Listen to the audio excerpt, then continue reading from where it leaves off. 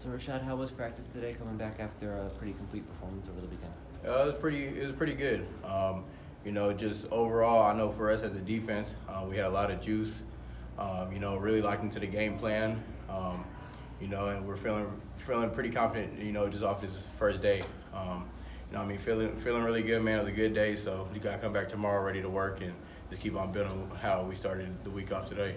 What were the biggest keys to the performance you guys delivered Saturday? I think honestly we just played our brand of football finally. We went in there locked in, focused. We knew UAB was a great opponent, so we knew we were gonna have to come with it.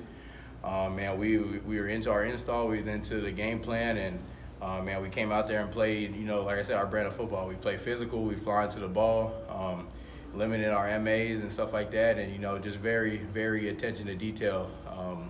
Like with this last game. So, like I said, I feel like we played our brand of football, man, and it showed up. And now the challenge is we got to do that every week. We can't have 1 week where we slip off and 1 week where we play good and when another week where it's kind of just like, we got to do that every week, week in and week out. So, and that starts in practice. Like I said, we had a great day today, so looking forward to the rest of this week, man, and going on to playing another good opponent. How much does it help to have improved health in the group? Obviously, Trey Moore was moving well out there, Danye as well, and getting like Brandon Matterson back. Does that make a big difference for your group? Yeah, it definitely does. It just adds to our depth. We have a lot of guys that can go. As y'all know, our mentality is next man up. So whoever gets called to go out there, they're always going to be ready to go play. Like you said, having those guys back just adds to our depth, adds to the people that can go out there, go make plays, and having Trey, B-Met, having those guys back is definitely a beneficial thing for us. Go ahead. What stands out to you about Florida Atlantic and the challenge they present? Their offense, they're dynamic. They got a really good receiver in number one. He's a dude. He leads the conference in like 5 different categories. I believe he's like top 5 in a couple of them in the nation as well. And just the way that they operate, they do a lot of different things. They try to space the field out, get a lot of people in a lot of different one-on-one situations, and they definitely want to run the ball as well. So their starting quarterback went down, which I know is a huge loss for them, as we've experienced before as well too. But with that, their backup isn't bad either. He's a player as well, so it's gonna be another good matchup. It's always tough going out there to play as well too. Just in that environment and being out in Florida in that weather, it can be kind of hard sometimes. But it's gonna be another good challenge for us, man. I'm excited to see how we go out there and go handle business. Coach was kind of insinuating, maybe they're not a conference favorite, but don't sleep on these guys at all. They're good. No doubt. I feel like that's how it is for this whole conference, just through and through. I feel like everybody any week can, go out there and win. And that's really how it is. You got to go out there every week with the mindset that you can go out there and lose. So, you need to come bring your best foot forward and go out there and play. And now we're in conference play. These games count a little bit more. And, one loss can mean, mess up what we're trying to do. So, we got to go out there and go handle business, which is why I said earlier, the challenge is for us as a defense is to go handle our business now. We got to be able to play how we did this past week every week. And, it starts with us. We got to be the ones to be the hammer, not the nail. And, just play our brand of football at the end of the day. But they're a really good squad, man. And we have a lot of respect for them. And like I said, it's going to be tough going on the road, going up to their place and trying to come out with a W. To that point, it's a matchup of two 2-0 teams, and as the games kind of just get bigger as the year goes on. Does it feel any different around here? Is the atmosphere changing at all? No, I just feel like the intensity, man. We just, we got a different level of intensity, a different level of focus, and I think that just really just with the whole start of conference play. Like I said, these games mean a little bit more. And for me personally, when the weather started changing, when it started getting a little cooler out, man, that means that games really started to mean a little something. So. I'm just excited, man. We're in a great conference, and like I said, we play a great opponent this week, man. So it's gonna be a good game. Like I said, it's always tough to go on the road too, especially over there. And the last time we went over there, we didn't get the job done. So looking to try to rewrite that this year as we go out there. Does it ever get cool in Florida though?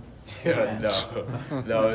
It'll probably be like the last time we went out there. It's gonna be sunny, then it's gonna be raining, sun, rain, and it's gonna just feel nasty. But we gotta be weatherproof though. We gotta go out there and go handle business regardless of how the weather shapes up. So we'll be ready regardless. Rashad, we saw Josh Cephas set the program receiving record over the weekend. You've been his teammate for a long time now. What did it mean to you to see that? Man, that dude's a dude, man. I remember coming in with him, 2019, and just like, man, we got some guys that can go in his receiver court for real. But I'm proud to see this man. He's come a long way for sure. He's one of our team leaders, man, and what he just did isn't just just like he just went out there and did, man. He puts in the work day in and day out, and it's just him stacking over the years, man. And he's a tough dude. He's been through a lot of stuff. Just physically, mentally, and he just keeps persevering and keeps pushing through, man. So, it's no surprise to me. And he's a dude. He wears number 2 for a reason. So I'm proud of Josh, man. I'm proud of his growth, his development, and I'm just happy that I've been able to be here and see it all. Come to fruition. I wanted to ask you about special teams. You've played on a couple different units every year you've been here. How do you describe your approach to those roles? I would say my approach to special teams has really grown over the years for sure.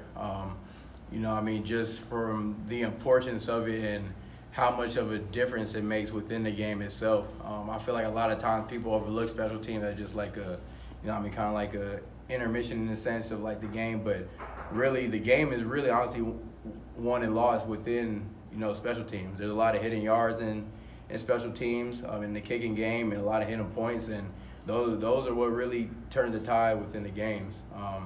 Just for me personally, I've really bought in a lot to special teams just from the simple fact I know how important it is and how much it really determines the outcome of a game. So, in the past couple of years, there might be a couple of times where, like, if I feel like I can't go, I might try to get somebody to sub out for me. But now it's like, man, this could be a critical time for us. I'm going to make sure I'm going to be in there. It's like playing a defensive snap, So that's the way I look at it, and I try to make sure I'm out there whenever I can be.